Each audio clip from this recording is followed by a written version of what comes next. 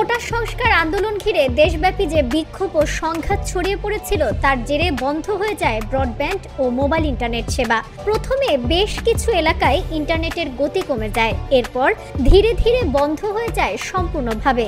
এর কারণে স্থবির হয়ে পড়ে অধিকাংশ সরকারি বেসরকারি অফিসের কর্মকাণ্ড, যা এখনো কাটেনি।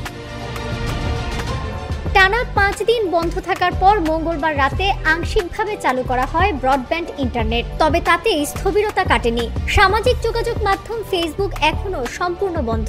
এ অবস্থায় ফেসবুক খুলে দেওয়া এবং ইন্টারনেটের গতিবৃদ্ধি নিয়ে গুরুত্বপূর্ণ নির্দেশনা দিয়েছে বাংলাদেশ টেলিযোগাযোগ নিয়ন্ত্রণ কমিশন (বিটিআরসি).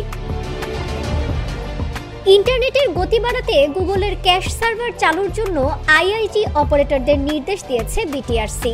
নিরবিচ্ছিন্নভাবে ইউটিউব ব্যবহার করা যাচ্ছে, তবে বন্ধ রয়েছে ফেসবুক ও টিকটকের ক্যাশ সার্ভার। বৃহস্পতিবার দেওয়া নির্দেশনায় বলা হয়েছে, বর্তমানে ফেসবুক ও টিকটকের ক্যাশ সার্ভার বন্ধ রয়েছে, তবে ইউটিউব চলবে।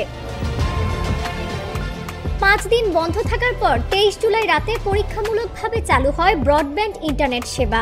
অগ্রাধিকার ভিত্তিতে কূটনীতিক পাড়া, ব্যাংক ও আর্থিক প্রতিষ্ঠান, বিদ্যুৎ, ফ্রিল্যান্সিং ও প্রযুক্তি এবং রপ্তানিমুখী খাত পাচ্ছে ওয়াইফাই সেবা। বাসাবাড়িতে ব্যান্ডউইথ সরবরাহ বন্ধ ছিল।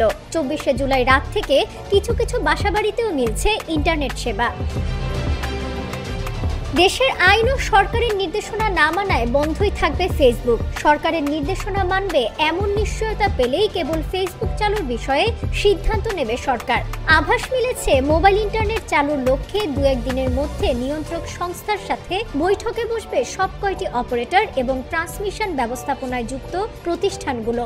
সেখানে সঞ্চালন, লাইন মেরামতের সবশেষ পরিস্থিতি এবং সার্ভার ও ডেটা সেন্টারের সাথে সংযুক্তি কাজের অগ্রগতির প্রতিবেদন তুলে ধরা হবে।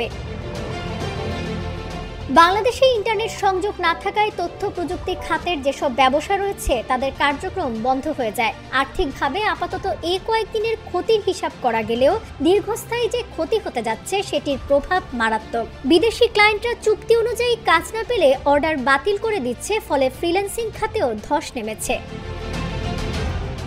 সাবরিনা কাজী, কালের কণ্ঠ।